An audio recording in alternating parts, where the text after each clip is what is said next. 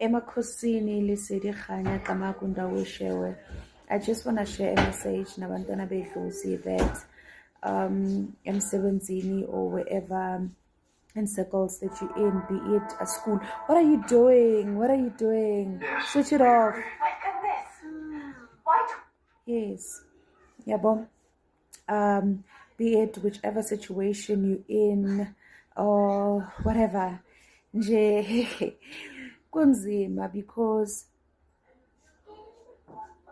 we deal or we come across people who try be sarcastic or who try make us feel or think ukuthi just because unabantu abadala kusho ukuthi when we athakatha.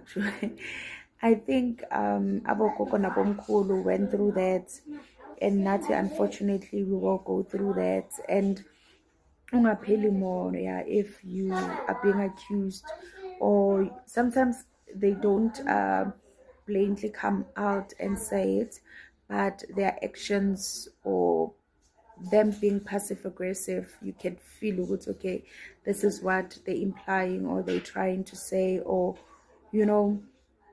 do not feel shaken, do not feel anyhow, as long as when was ukuthi awusumthakathi,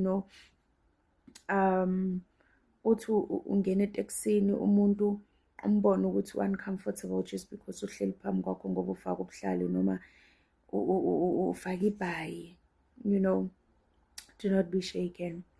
Lizofika ilanga kubona la they'll realize ukuthi yayingekho lento bengiyenza, yayingekho